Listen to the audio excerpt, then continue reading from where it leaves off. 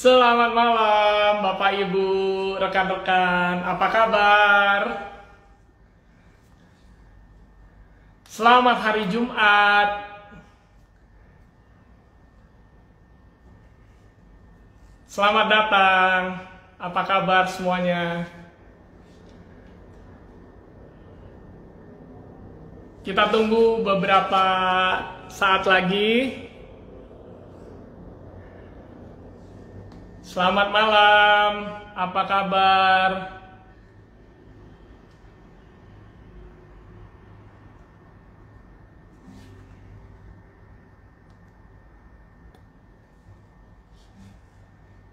Halo, halo. Semoga sehat semuanya ya. Kita semua sukacita. Besok weekend dan hari ini kita mau berdoa dan merenung bareng bersama Romo Erwin.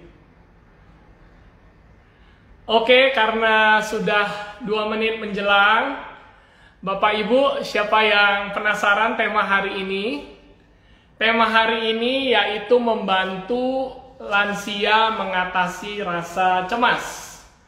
Dan hari ini saya percaya kita semua pasti mendapatkan sesuatu yang berharga. Boleh diajak di WhatsApp grup lingkungannya ya. Karena kebetulan tidak atau belum ada di YouTube ya, hanya di IG komkk.kaj ya. Live IG ini dari jam 8 sampai jam 9 ya. Ya, jadi ajak yang om tante, opa oma, ya kan, saudara-saudara semua untuk bisa bersama-sama gabung. Oke, kayaknya waktu juga sudah hampir beberapa menit ya setelah jam 8. Kita akan mulai saja ya. Sudah 20 orang, nggak apa-apa kita mulai aja. Ada satu lagu Bapak Ibu, kayaknya sih cocok ya sama tema hari ini. Dan mudah-mudahan lagu ini bisa memberkati kita semua. Lagunya ada di chat yang saya pin. Cuma kalau memang rekan-rekan mungkin ada yang kepotong, bisa ikut sembari nyanyi, bisa sembari berdoa bersama keluarga. Nah, lagu ini sendiri Bapak Ibu, rekan-rekan, opa oma, saya dapatnya itu kenal lagu ini 20 tahun lalu, tahun 99-98. Lagunya bagus sekali. Dan kayaknya sih cocok sama tema hari ini, ya. Oke, mari kita buka dengan tanda kemenangan kita, sembari kita juga menunggu Romo Erwin dan kita bisa berdoa bareng ya.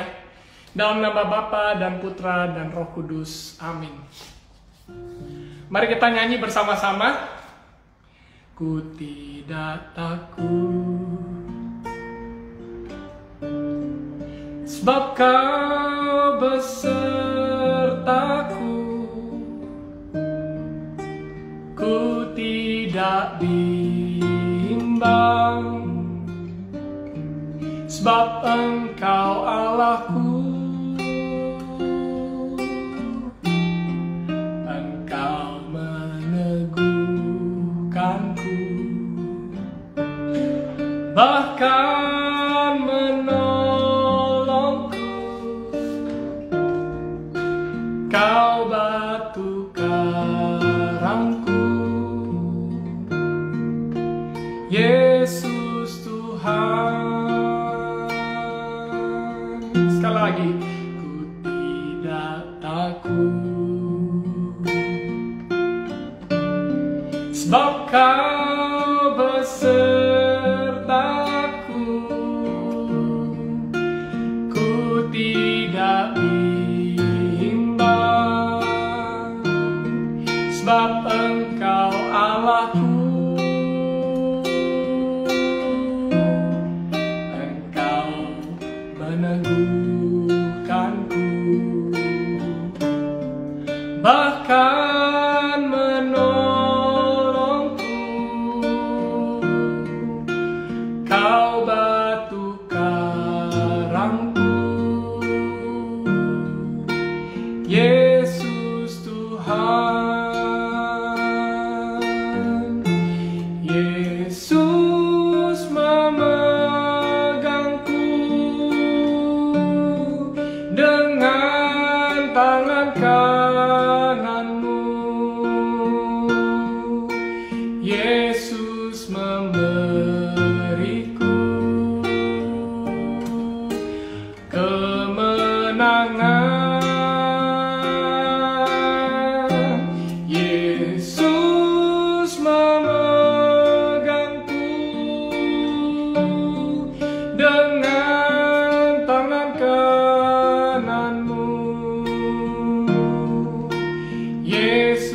Yesus memberiku kemenangan. Sekali lagi kita berdoa dari awal.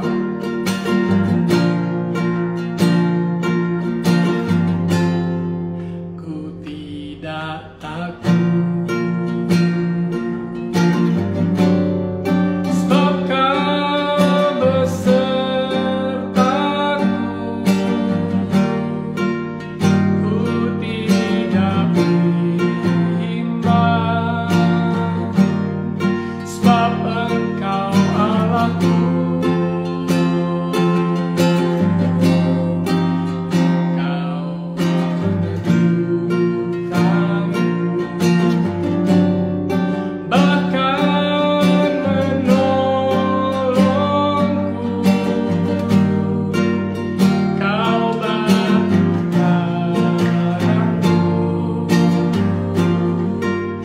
Yesus Tuhan. Yesus memegangku dengan tangan kananmu. Yesus memberiku kemenangan.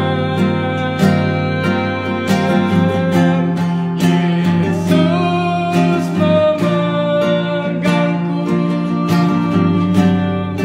dengan tangan kananmu.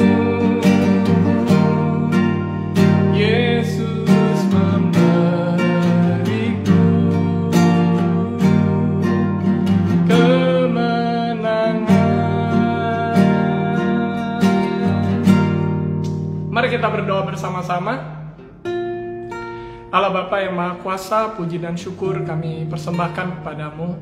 Kami anak-anakmu boleh berkumpul pada hari ini untuk menikmati berkat yang Kau berikan melalui pemerenungan Sabda Allah bersama Romo Erwin. Ya Bapa, kami serahkan segala waktu dan kekhawatiran kami, rasa cemas kami. Terutama kami juga mau berdoa buat orang-orang tua kami, saudara-saudara kami yang mungkin sudah lansia ya Bapak. Boleh mereka juga mendapatkan sesuatu yang bermakna pada hari ini. Bahwa Roh Kudus, Engkau selalu memberikan penyertaan dan pertolongan tepat pada waktunya. Pimpin kami ya Tuhan dari awal, pertengahan hingga akhir, sehingga acara ini memberikan sebuah sukacita yang besar buat kita semua di tempat ini. Demi Kristus Tuhan dan pengantara kami, amin. Dalam nama Bapa dan Putra dan Roh Kudus, amin. Baik, selamat datang Bapak Ibu yang baru join. Boleh saya tanya, apa suara saya jelas? Sebelum saya mau ngajak Romo Erwin, ini sudah datang belum ya Romonya ya? Boleh kasih ini likes kalau suaranya jelas. Sekarang sebelumnya saya mau nanya nih Bapak Ibu. Menurut Bapak Ibu, teman-teman, rekan-rekan, kalau semakin kita tua, semakin kita berumur, apakah kita semakin cemas atau semakin tidak cemas? Nah, coba mungkin sembari saya ngajak Romo, boleh ada pendapatnya nggak? Bagaimana dari rekan-rekan?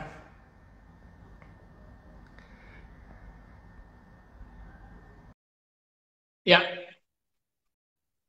Romo sudah saya undang. Mo, Halo, ya selamat malam. selamat malam. Ya, puji Tuhan kita bisa kumpul. Udah makan Mo? Sudah. Ya, ya. Mo, thank you pertama kali udah menyempatkan waktu bareng-bareng nih sama Kom Kakak. Yang saya paham juga kita di Kom Kakak ada program Mata Hati ya, Mo. Makin Ya, tua makin berarti. Dan bulan ini kalau nggak salah kita mau dedikasikan buat para lansia. Betul nggak, Mo? betul. Bulan Ya, Maret ini kita mau berikan untuk lansia supaya kita memikirkan atau paling enggak memberi sesuatu yang berguna buat mereka. Karena kalau bulan Februari kemarin kita buat Discovery, bulan Januari buat anak remaja gitu-gitu ya. Nanti ada topik-topik tersendiri yang akan kita buka setiap bulannya. Ya, betul. Jadi mudah-mudahan rekan-rekan di sini selalu standby di hari Jumat jam 8 ya. Mudah-mudahan dengan konten-konten yang mantep. Nah, tema hari ini kita mau bahas bagaimana membantu lansia mengatasi rasa cemas ya, Mo ya. Jadi cemas itu kan khawatir. Nah, mungkin kalau saya boleh tanya di awal, kan saya tadi awal nanya, emang benar kalau semakin tua, semakin makan asam garam itu makin khawatir. Nah, menurut Romo, bagaimana, Mo? Sebetulnya bukan makin tua makin khawatir sih. Yang khawatir atau yang cemas itu sebetulnya adalah mereka yang memang sudah dari mudanya itu punya kecenderungan untuk punya bakat lah gitu ya. Bakat untuk menjadi cemas, bakat fobia misalnya gitu. Dari ilmunya sebetulnya ada yang namanya ilmu geriatrik psychiatry, jadi psikiater untuk orang-orang tua gitu. Nah, di situ dikisahkan bahwa orang tua itu paling nggak ada sekitar 10-20% ya, itu punya penyakit cemas ya, punya penyakit kegelisahan lah, 10-20%. Jadi sebetulnya nggak semua juga, cuma tergantung, makanya saya bilang tadi ya, di kalangan orang muda mungkin bisa banyak juga kecemasan, jenisnya aja yang beda, atau artinya lebih ke soal topiknya, jenis kecemasannya itu aja yang mungkin yang lebih sedikit berbeda itu. Tapi agak umum juga di kalangan orang tua pasti punya kecemasan sih, soalnya rata-rata mereka kan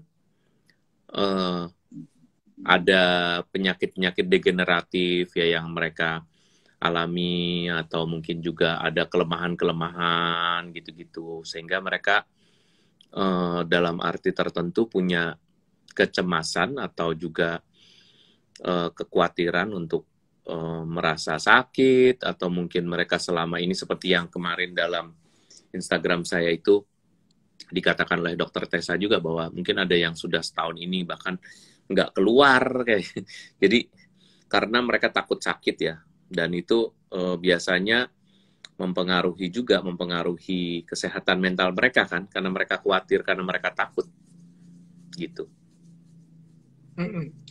Nah, mudah-mudahan juga hari ini banyak yang manula ya, atau mungkin zaman sekarang nggak ada yang mau ngomongin tua ya, mau. Cuma kan yang biasanya punya Instagram nih anak-anak muda nih, yang mungkin umurnya 30, 40, 20. Nah, mereka kan hidup sama orang tuanya, mungkin ada opa-omanya, ada tante, mungkin yang nggak menikah. Menurut Romo, peran nyata yang bisa yang muda ini lakukan gimana ya, untuk oke lah ya, tadi Romo bilang kan orang tua pasti ada penyakit, ada kecenderungan psikologis juga gitu. Nah, jadi mungkin apa yang pertama kali kita harus lakukan? Sebetulnya yang harus dilakukan ya harus tahu dulu ya apa yang biasanya terjadi sama orang tua ini apa gitu. Seperti saya bilang tadi, bahwa kalau kita nggak punya pengetahuan misalnya gitu, nah mungkin kita akan seperti kayak orang udah tahu, padahal kita sebetulnya belum tahu gitu. Saya naikin dikit ya ininya ya, supaya bisa lebih duduk di tempatnya. Nah, kalau kita nggak tahu sama sekali apa yang terjadi sama mereka, nah itu bahayanya adalah karena mereka nanti merasa diabaikan, atau mungkin mereka merasa kayak kurang dipahami gitu. Kalau mereka ngeluh, atau kalau mereka sakit, ini kok sakit melulu, atau nah sakit melulu itu karena memang ada penyakit-penyakit degeneratif yang memang mengurangi kemampuan mereka gitu. Ya ilah, jalan segitu aja malas bener misalnya. Kalimat itu makin menyakiti ya. Dan benar, ada kalimat itu, jadi orang-orang muda yang ngomongnya asal begini, sehingga menimbulkan kekhawatiran. Saya masih bisa jalan aja, dia misalnya sekarang masih bisa aktif ya, saya masih bisa jalan aja, dia udah ngomel kayak gitu, apalagi besok kalau saya nggak bisa jalan. Nah, semakin nambah. Jadi orang tua itu kadang-kadang nambah-nambahin kecemasannya itu berdasarkan apa yang dilihat, apa yang dialami gitu. Maka berbahagialah mereka kalau hidup dengan, terutama misalnya dengan anak atau menantu, kalau memang bersama ya, anak atau menantu yang memahami orang tuanya, memahami mertuanya gitu.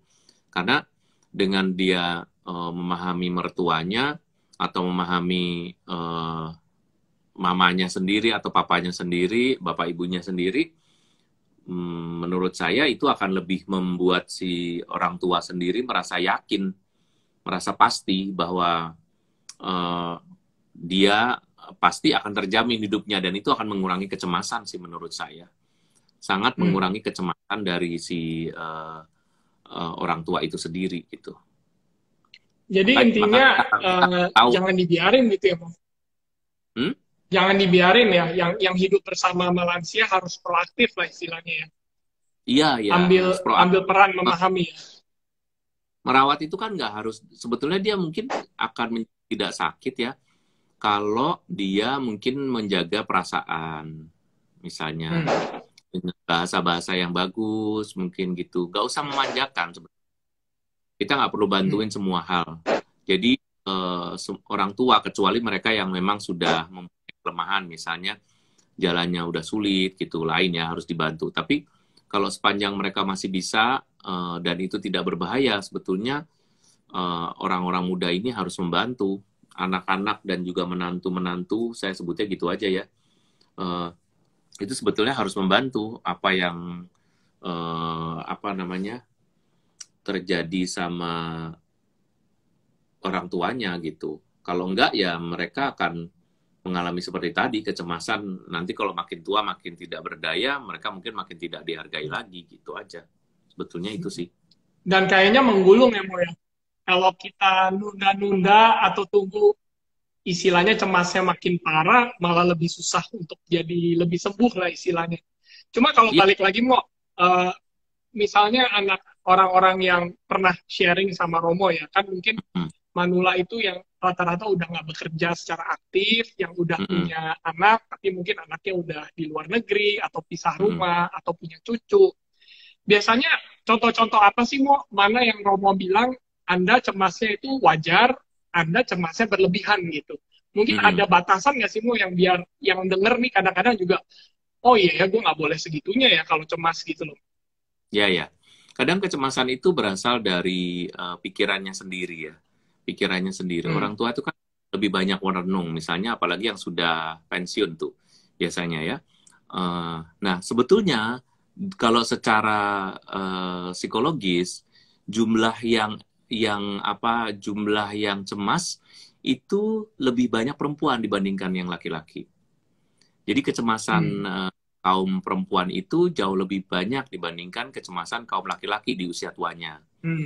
Nah, itu kalau dari laki-laki itu termasuk bagian yang kedua kalau soal kecemasan.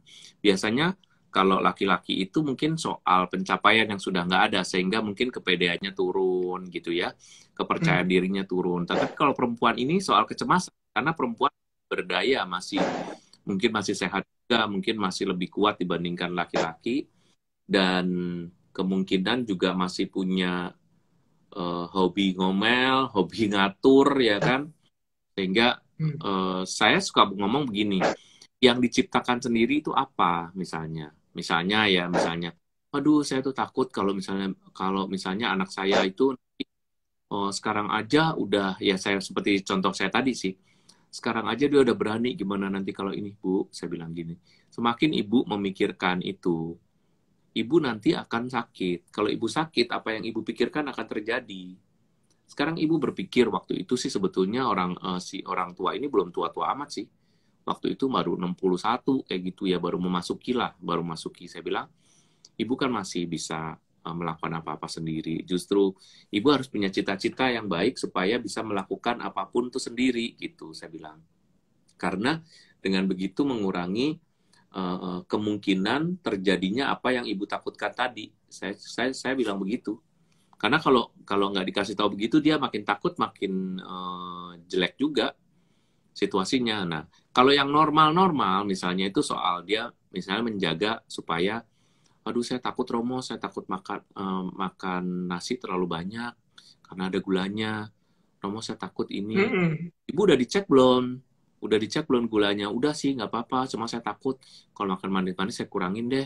Soalnya saya ini, nah itu sehat menurut saya ya. Itu justru menurut saya adalah orang yang tahu diri gitu. Tahu diri dalam arti, ya memang usianya mungkin justru dia karena dia hati-hati diet gitu ya, diet gula misalnya, sehingga kalau diperiksa itu hasilnya bagus gitu. Justru dengan Mm. bagus itu jangan seperti prestasi. Kalau gitu saya nggak apa-apa gitu. Itu yang menurut saya agak berbahaya sih di situ. Kadang-kadang suka loose ya, suka lepas, tidak teratur gitu. Sehingga Mm. kesehatannya justru tidak dijamin oleh kecemasan yang sehat gitu.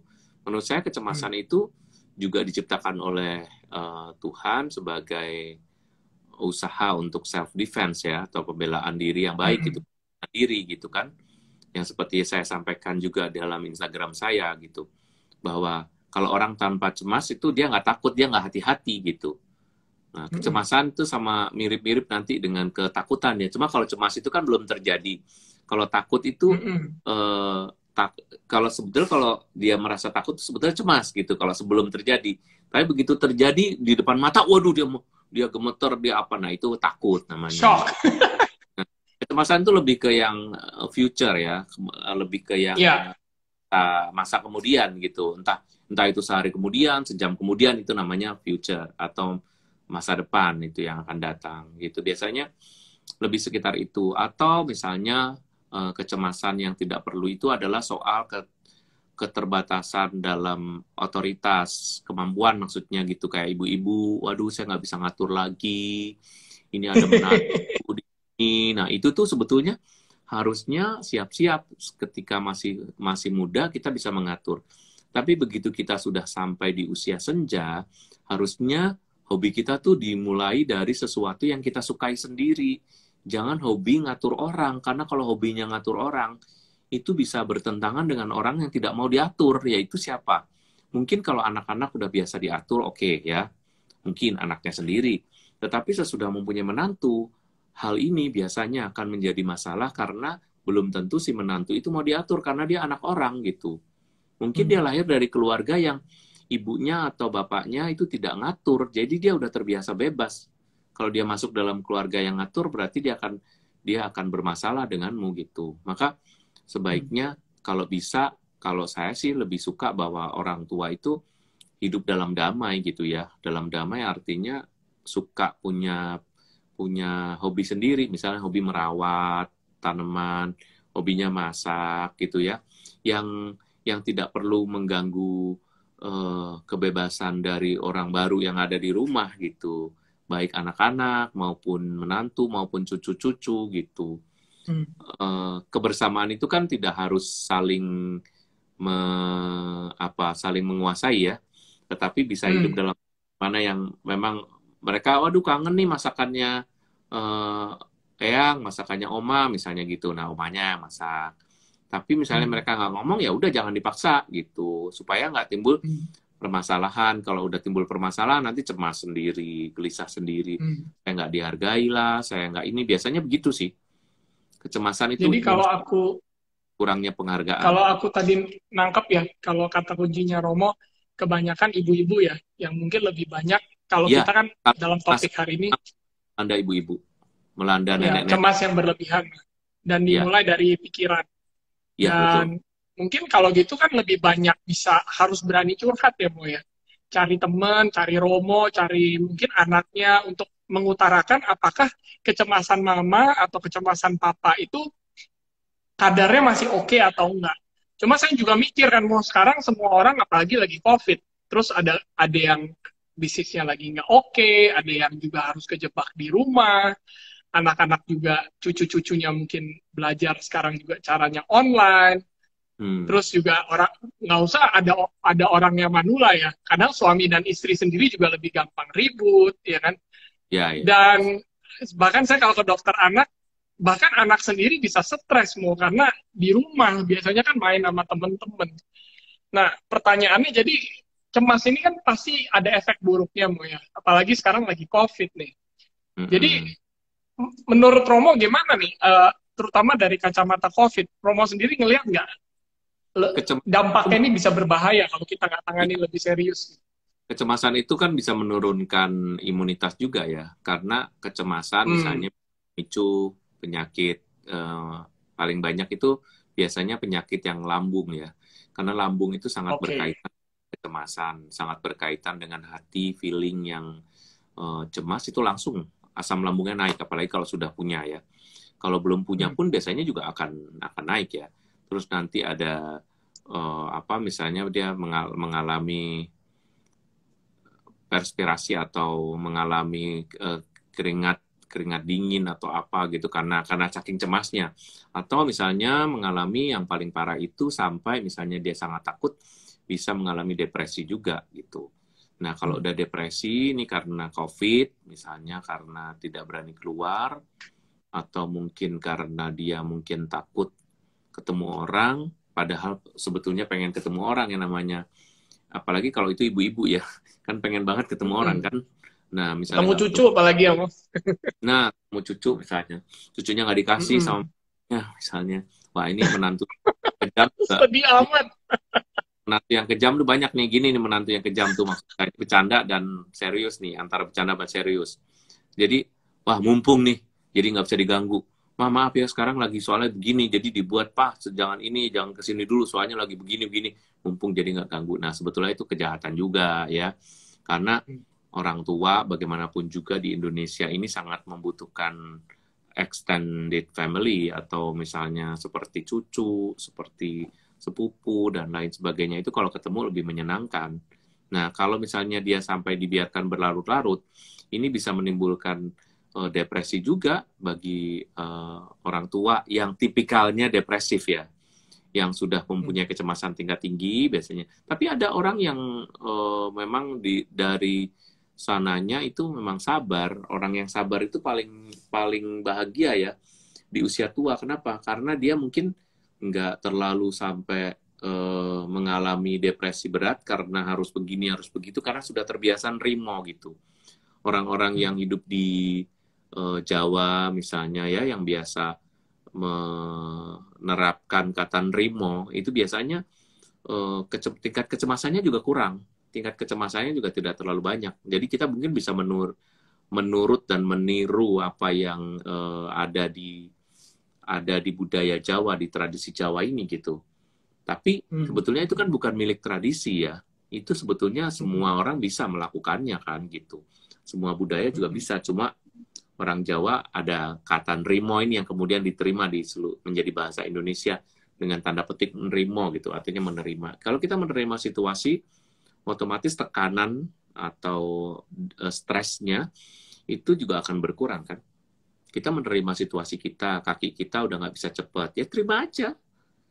Kita misalnya menerima, kita juga apa, mungkin eh, kekuatan atau mungkin tidurnya nggak bisa lama tapi sering ngantuk sedikit-sedikit misalnya gitu. Kita mungkin menerima kalau kita sering lupa. Kita mungkin harus menerima kalau kita ini misalnya juga mudah terkena penyakit. Nah, itu kata nerimo itu membuat menerima itu membuat stresnya berkurang. Nah, kalau stresnya tidak berkurang, malah bertambah-tambah, Anda berhadapan dengan COVID, ingat loh, Anda tetap harus hidup dengan anak-anak, karena Anda nggak mungkin tinggal sendiri, kecuali Anda tinggal benar-benar sendirian di rumah.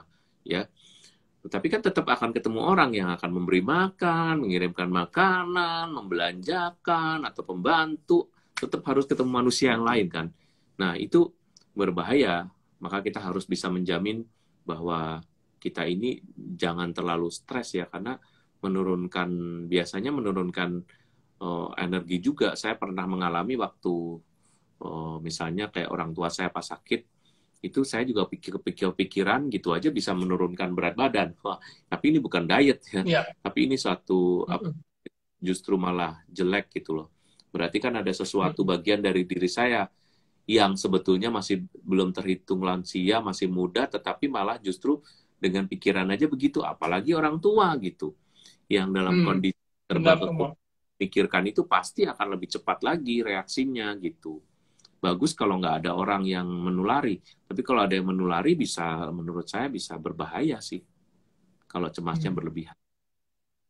Tadi ulasan Romo bagus banget ya, bahwa sebelum kita mengharapkan manula, mengharapkan orang-orang di sekitar membantu, mereka sendiri harus nerimo. Jadi ada ekspektasi yang diturunkan, lebih bisa mungkin mengatasi rasa cemas itu. Karena tadi kan Romo bilang kalau rasa cemas berlebihan bisa buat daya tahan lemah, malah tambah sakit, darah tinggi, stres, stroke, pikun, dan lain-lain. Oke lah, mudah-mudahan yang manula di sini lebih mau nerimo, mungkin kata kuncinya bagus banget tadi. Nah, sebelum saya nanya ke pertanyaan berikut, saya juga mengundang Bapak, Ibu, teman-teman, rekan-rekan, silakan. Kita ada waktu ya, sampai jam 9, kalau mau nanya Romo, silakan. Nah, sekarang balik nih, Mo. Ke kitanya nih, orang yang sekarang tinggal berhadapan sama mereka. Kan namanya mertua, orang tua, itu kan beda-beda, Mo. Ada yang happy, ada yang pendiam, ada yang nggak mau ngomong, ada yang cerewet, ada yang marah-marah.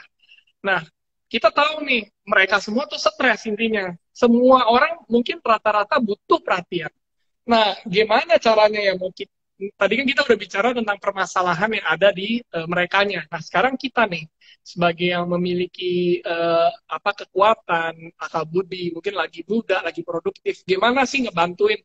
Karena kadang kepikiran ya, ngurusin anak sendiri juga sibuk, kerja sendiri juga sibuk, gitu, Mo.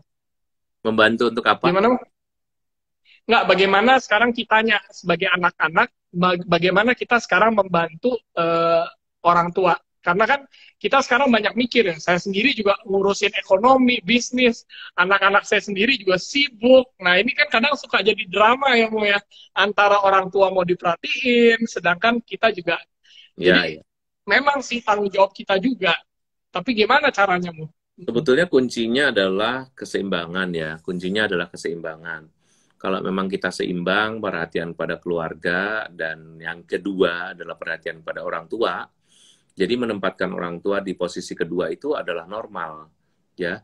Jangan menempatkan orang tua sebagai posisi yang pertama, supaya apa? Supaya kita jawabnya tahu bahwa tanggung jawab kita itu pertama sama keluarga kita, keluarga inti kita gitu. Tetapi tanggung jawab kedua memang pada orang tua, karena kita hidup di alam Indonesia, di mana kita dipelihara sama orang tua tuh sampai selesai, sampai kawin gitu kan. Artinya tanggung jawab kita beda orang bule gitu, sama orang berbudaya Western yang sesudah nikah atau sudah 18 bahkan bisa kemana-mana bebas gitu, nggak perlu ada pengasuhan atau perawatan dari orang tua gitu. Nah kalau kita ya perhatiannya misalnya memberi kesempatan bagi mereka untuk ketemu dengan kita gitu. Kita harus misalnya kalau ketemu ya sekarang pakai protokol kesehatan lah. Saya kalau pulang ke rumah orang tua saya selalu pakai masker sampai sekarang. Jadi kalau pulang, jadi saya nggak mau nulari, saya juga nggak mau tertulari juga. Meskipun keluarga kami mama saya juga baru kena COVID ya, saya juga udah kena kan, baru sembuh 3 minggu yang lalu. Menurut saya tetap akan menggunakan protokol kesehatan itu. Terus juga menanyai mereka. Kalau ketemu sama mereka itu jangan cuman itu aja, jangan cuman ketemu udah sampai di sana main HP gitu. Atau makan nggak ngomong apa-apa. Habis makan, wah enak nih, Mam, enak banget, pulang misalnya. Jadi harus ada ngomongnya, ketemunya, karena ketemu dari hati ke hati itu menunjukkan bahwa kita itu nggak lupa masa lalu gitu loh. Jadi orang tua itu kan hidupnya di masa lalu. Orang tua itu kan kebanyakan hidupnya itu di masa lalu, yaitu masa waktu kamu masih kecil, dulu kamu begini, dulu kamu begitu, itu tuh yang dialami oleh mereka. Nah, kalau kita hidupnya di masa kini terus, kita nggak balance gitu. Akibatnya ekspektasi mereka atau pengharapan mereka supaya kita ini masih mengingat masa lalu, hilang. Kitanya ngingetnya masa sekarang, udah nggak usah diinget-inget, kita gampangin gitu. Kenapa sih ini nggak usah dipikirin, kayak gitu aja dipikirin, udah gitu. Nah, kalimat udah ini kadang-kadang memang kelihatannya bijaksana, tetapi bagi mereka tuh seperti suatu hal yang menyalahkan gitu, dan itu makin membuat mereka makin stres, mereka nggak tahu berbuat apa-apa, kalian yang muda nggak tahu perasaan mereka gitu, sehingga yang terjadi adalah nggak nyampe nih, kayak misalnya kayak tangan saya nih yang sono ke sono ini nggak nyampe gitu, jadi lolos gitu, meleset gitu. Nah, kalau ketemu makanya ngobrol. Ngobrol aja. Hmm. Gimana, misalnya mama, ibu, bunda, sehat nggak sekarang ini? Apa yang dirasain? Misalnya gitu aja. Mungkin dia nggak butuh Hmm. juga. Nggak butuh pertolonganmu kan? Karena Iya, mungkin iya. orang tua bisa lebih mampu dari kita kan. Nah, Benar, benar. terus yang penting adalah perhatiannya tetap ada gitu.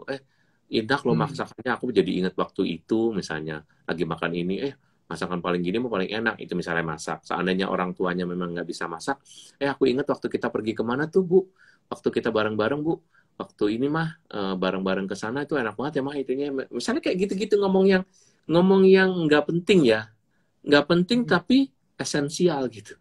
Jadi Iya. yang kita anggap nggak penting tuh kadang-kadang esensial. Esensial tuh bahkan bukan hanya di atasnya penting loh. Esensial tuh mendasar ya. Esensinya mendasar untuk suatu hubungan yang sehat gitu. Karena itu tadi, orang tua hidup di masa lalu, kita hidup di masa kini. Jadi nggak nyampe-nyampe, nggak nyambung-nyambung. Tapi dengan kitanya belajar untuk memahami mereka, sehingga kita hiduplah di masa lalu. Terbukti dari apa? Lagu. Ya kan? Lagu orang tua pasti senang masa lalu. Nah, kita juga ntar makin tua, lagunya juga nggak berubah-berubah. Coba deh. Lagu yang Anda suka tuh pasti pada saat Anda SMA. Yang paling, dan itu saya kalau nebak umur orang, misalnya lagu yang sering didengar, kalau cuma sekali nggak bisa, karena misalnya saya juga senang dengar lagu-lagu yang sekarang ya.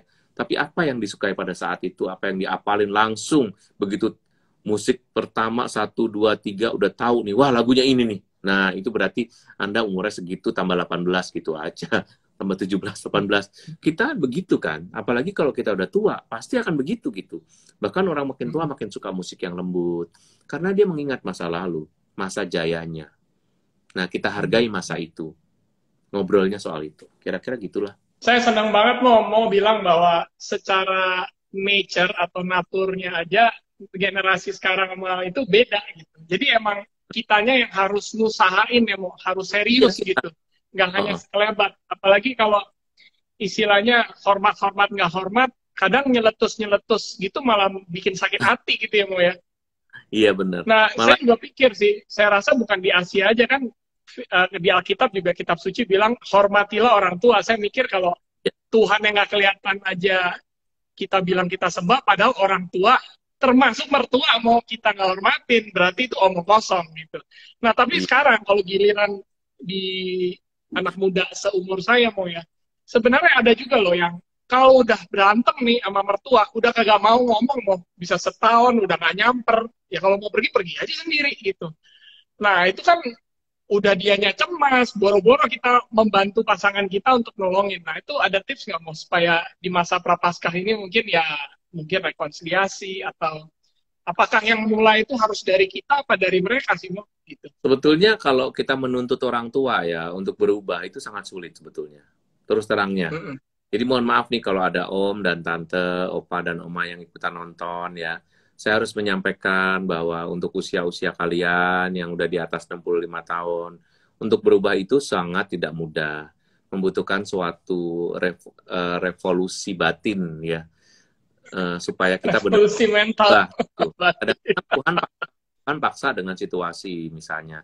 Tuhan paksa kita dengan situasi, maaf kadang-kadang juga suka dikasih kelemahan di sana, kelemahan di sini, mungkin jalan lebih lambat, atau mungkin juga banyak lupa-lupa, sehingga kita membutuhkan orang. Karena kalau kita dibuat sehat terus, kita kadang-kadang juga berkuasa terus, nggak ini gitu, nggak apa namanya, nggak menghargai orang lain gitu. Nah, ketika kalau kita melihat bahwa ada orang yang seperti ini, misalnya ada orang yang cepat gampang benci sama orang tuanya, pertanyaannya adalah sebetulnya masalahnya ada di mana? Kita juga nggak bisa judging atau menghakimi bahwa orang yang benci sama orang tuanya itu pasti yang salah dia gitu. Dia kan lebih muda, harusnya begini. Mungkin dia udah mencoba berkali-kali, tetapi orang tuanya yang mentok gitu. Nah, tapi menurut saya kementokan ini jangan juga dengan kita yang tegar tengkuk, kita yang masih muda kita harus berubah gitu. Caranya Hmm. memikirkan begini. Kalau ada hal yang tidak esensial, tidak terlalu penting, udah diiyain aja, diterima aja gitu. Hmm. Misalnya dia ngomong, Hmm. kamu tuh ya kalau ini bawa anak-anakmu kalau dibawa ke sini tuh bajunya yang bener, bilang dong main ke rumah omanya, bajunya malah terbuka-terbuka kayak begitu. Oma nggak suka loh, misalnya. Nah, udah kalau mau main ke rumah si oma atau opanya, ke rumah apa nenek kakeknya, dibilang aja kamu jangan pakai baju itu. Oma opa nggak suka, kan kita cuma ke ini doang. Nanti kalau kita jalan baru kamu pakai baju itu. Misalnya katakanlah seperti itu, ngalah dikit gitu loh. Itu hal yang mungkin contoh saya salah ya, tapi maksud saya contoh saya itu tidak terlalu mewakili, tapi menurut saya ada hal-hal yang tidak esensial yang bisa kita terima, dan ada hal-hal yang sangat esensial yang tidak boleh kita, ya meskipun dia orang tua kita bilang nggak boleh, misalnya gitu. Itu nggak apa-apa juga. Jadi kalau kayak saudara-saudara kita Muslim, kalau setiap Idul Fitri kan ada silaturahmi, nggak boleh putus katanya. Jadi ibaratnya suka nggak suka anak atau mantu dengan orang tua atau manula harus hormat dan harus ambil keputusan untuk menjaga silaturahmi kali ya, kira-kira gitu. Iya, harusnya begitu. Silaturahmi itu harus dijamin, dan jaminan itu sebetulnya kalau memang bisa ya dari orang tua dulu, jangan terlalu demanding ya. Menjadi orang tua tuh jangan terlalu menuntut sebetulnya. Kalau saya boleh bilang nih, karena semakin menuntut kita semakin cemas. Karena belum tentu yang muda mau memenuhi tuntutan kita.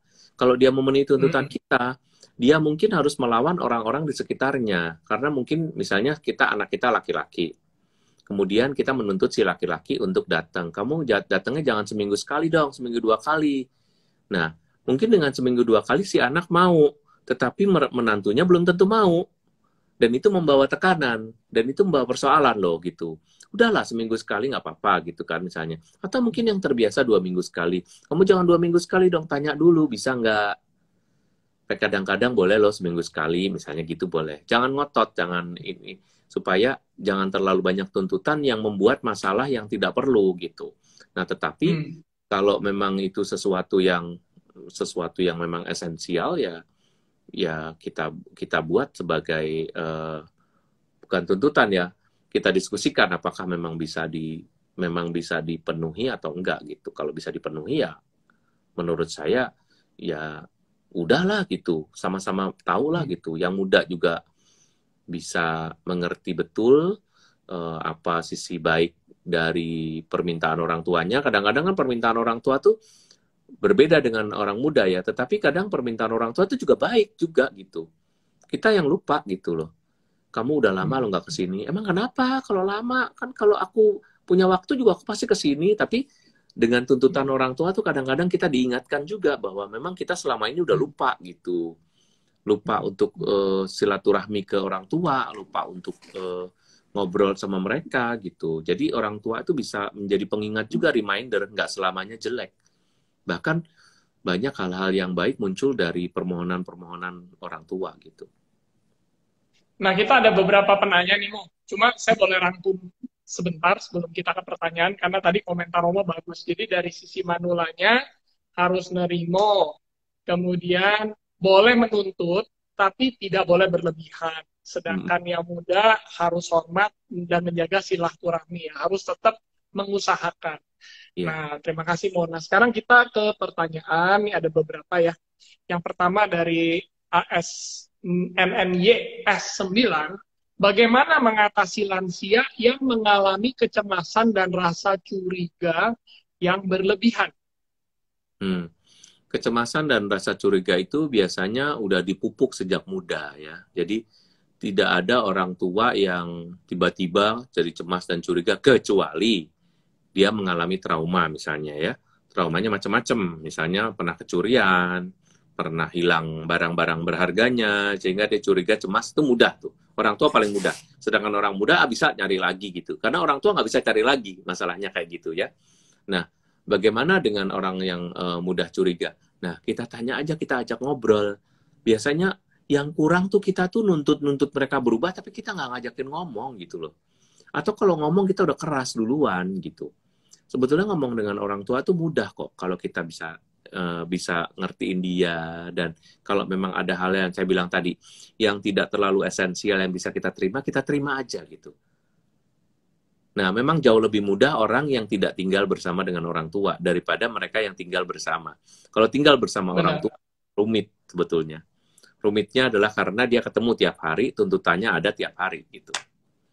Jadi saya memang kalau misalnya ada ketemu dengan orang tua yang curigaan, ya nggak usah diomelin, karena kalau ngomel akibatnya dia curigaan, kita ngomelnya nambah-nambah, nanti kita tumbuh bersama, tua bersama, penyakitnya beda-beda gitu.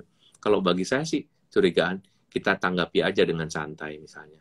Hati-hati loh, nanti kamu kalau ke sana. Saya sering tuh kalau pulang ya misalnya ya, kalau pulang dari rumah tuh hati-hati kamu nanti disunter itu, mama dengar suka ada itu, begal, suka ada gini. Ya, mam. Dah, yain aja. Mungkin peringatan buat kita juga, mengingatkan kita kan.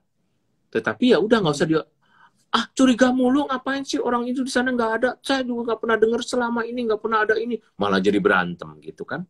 Nah, kita lihat dulu sebetulnya pesan di balik itu tuh apa. Pesannya pesan sayang atau pesan apa gitu. Tapi ada memang yang curigaan terus sama orang ini, sama orang itu. Ya, kita iniin aja. Bilang, udah nggak usah, ngapain sih nambah-nambah kesulitan, santai gitu. Lalu mulai ngomong tentang sesuatu yang menyenangkan. Saya sarankan kepada anak-anak ini ya, yang hadir di sini, kalau ngomong sama orang tua itu lebih baik topik-topiknya, topik-topik yang menyenangkan aja. Topik-topiknya jangan topik-topik yang serius melulu gitu, ngomongin negara, ngomongin politik, nggak usah. Tapi kalau ngomongin sama bapak-bapak, biasanya papanya ya, misalnya itu menarik loh ngomong tentang politik. Nah, itu malah justru mengalihkan, tetapi mengalihkan pembicaraan ke perasaan gitu biasanya. Bapak-bapak lebih senang ke situ sih. Tapi benar Timo, bahwa yang tadi Romo bilang, nggak gampang ya. Kadang kita punya ego, kadang mau ikut ngomong balik. Padahal kuncinya yang tadi Romo bilang tuh ya dengerin aja. Dan menahan ngomel kalau diomelin gitu ya. Iya. Kita juga suka kok diiyain, suka kan? Kita loh, yang masih lebih muda ini loh, kalau diiyain, gimana ininya? Iya. Nanti jangan lupa ini, ya gitu aja. Udah senang daripada kita kemudian against gitu ya. Kemudian kita ngelawan. Iya. Ini dianya nggak bahagia juga. Nah, kita juga pakai rumusan yang sama. Hukum emas aja, kalau saya diginiin, ya kita giniin orang. Kalau kita nggak pengen digituin orang, ya jangan ngegituin orang, gitu aja. Makin tua, makin menjadi. Apalagi di debat yang makin stres, makin khawatir, malah makin stres ya orang tua. Iya. Apalagi diguruin. Mama udah nggak tahu zaman, waduh, nggak boleh mau ya. Iya, kan zamannya udah stagnan di situ ya. Kalau saya lihat sih, kalau saya saran pada orang tua ya, supaya nggak cemas, tuh salah satunya adalah membangun komunitas antar orang tua, para lansia maksudnya. Membangun itu misalnya, kalau dia suka dansa, tuh saya sering lihat tuh kalau lagi jalan di Ancol ya, orang-orang tua, bener-bener, angkatan 60-70 tahun itu ya, mereka dansi gaya-gaya yang saya sendiri nggak tahu gitu loh. Tapi kayaknya gaya-gaya mama deh gitu loh. Caca atau apa ya. Atau ada lagu Connie Francis, ada lagu siapa tuh, pokoknya gitu-gitu deh yang gaya-gayanya tuh gaya-gaya zaman dulu. Menurut saya itu membahagiakan mereka loh, karena mereka akan ngobrol. Yes. Jadi butuh cari temen juga ya Mo ya, yang seumuran lah, udah pasti. Sangat dibutuhkan sih. Mungkin paling gampang ngajarin mereka buat Zoom ya Mo ya, biar bisa kumpul bareng saudara-saudara. Telin Zoom atau diajarin bikin Zoom supaya nanti lama-lama bisa kayak kita gitu. Kan WhatsApp. Iya. Wah, tinggal yang satu ini yang belum. Atau Instagram juga, mungkin dia menyenangkan juga. Iya, kemarin waktu Sincia juga, gara-gara kita nggak kemana-mana, tinggal ngelihat Zoom rame-rame, orang yang dari Medan, dari mana, semua pada kumpul bareng. Dan kayaknya orang tua tuh senang banget begitu, Mo. Iya, kalau diajarin dan dibantu ya. Betul itu, sangat betul. Bisa. Mo, ini ada pertanyaan yang berikut dari Lisa Halatu. Gimana menghadapi ortu yang baperan? Mungkin mirip ya, Mo ya? Cuma ada tambahan nggak? Baperan itu beda ya. Kalau baperan itu kan sensitif. Baperan itu salah sangka ya, sebetulnya. Sensi banget gitu loh. Orang yang baper itu sebetulnya salah sangka. Baper itu Betul. Orang A dikiranya B. Orang ngomong B dikiranya C. Jadi karena dia menuruti pikiran dan perasaannya sendiri. Tapi baper itu kan dari perasaannya gitu kan. Nah, perasaan itu padahal nanti akan mempengaruhi tindakannya. Jadi nanti sama juga. Misalnya mamanya lagi mau ngambil makan, Kemudian dia ambil makan, dia bilang, "Ma, jangan makan itu banyak gulanya, manis." Wah, mamanya langsung baper. "Ya ampun, kamu dulu makan aja nggak pernah aku larang-larang. Sekarang kamu makan begini, kamu ngelarang-larang papa.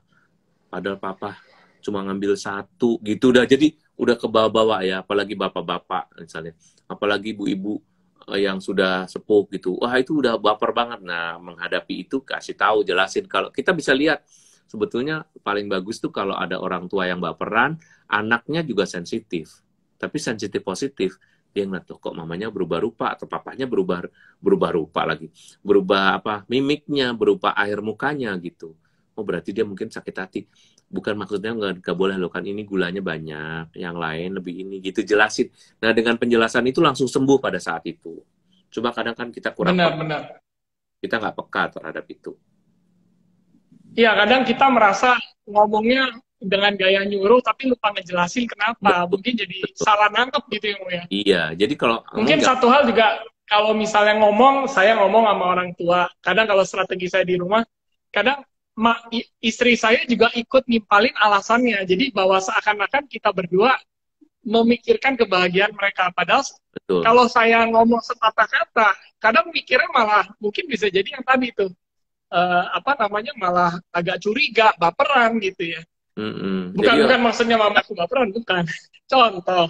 jelasin aja, dijelaskan lebih bagus. Betul, Kalau betul. mereka mau menjelaskan, biasanya masalah bisa selesai di situ. Jangan nunggu sampai besok-besok. Dan latihlah orang muda ini untuk belajar minta maaf kalau memang dia salah. Jangan nyuruh orang Nah, tua. itu susah juga ya. Ya, soalnya nyuruh orang tua minta maaf Mm-mm. itu dalam arti tertentu bisa salah gitu loh. Di Asia loh, seluruh Asia loh, Ya. bukan Indonesia loh, jangan salah. Jadi kita yang orang muda yang harus biasa minta maaf. Meskipun itu maafnya Mm-mm. basa-basi, tetapi itu penting buat relasi dengan para lansia gitu. Oke, Mo. Ada dua pertanyaan lagi ya, Mo. Apakah benar karakter seseorang bisa berubah di usia lanjut? Bisa berubah ya. Misalnya kalau orang lansia pria nih biasanya akan lebih baperan biasanya. Meskipun kalau Lebih orang sensitif malah ya, lebih parah ya, Mo. positif baper itu tadi. Tapi kalau perempuan kan memang sudah dari mudanya baper ya kan. Kalau baper-baper, kalau kalau tomboy ya tomboy gitu. Nah itu nggak terlalu bisa berubah terlalu banyak. Paling nanti ya kalau dia tipikal diam itu bahaya ya. Biasanya kalau yang tipikalnya diam itu yang agak level bapernya tuh akan bertambah cepat karena dia lebih banyak berpikir daripada berbicara. Sehingga ekspresinya itu tidak terlalu banyak. Sehingga ketika di ekspresinya terlalu banyak ditekan sama dia, direpresi. Ya direpresi menjadi penyakit hati deh gitu ya. Kalau kalau menurut saya lebih ke arah sana. Dan kalau laki-laki biasanya bisa berubah juga, berubah jadi baper. Kadang-kadang baper sama mamanya, baper sama istrinya, yang dulunya biasa-biasa nggak minta ditemenin jadi minta ditemenin gitu-gitu. Karena sebetulnya hilang kekuasaannya. Maka kalau bagus itu selama masih bisa bekerja ya bekerjalah gitu. Bekerja apapun. Misalnya punya toko atau Bercocok tanam, hobi ya, Mo, ya. masih ada hasil, masih ada bukan Ya, hasil, ada karya yang bisa dilakukan itu biasanya lebih meningkatkan kepercayaan diri juga. ya, masak kue gitu ya, Mo. Apa?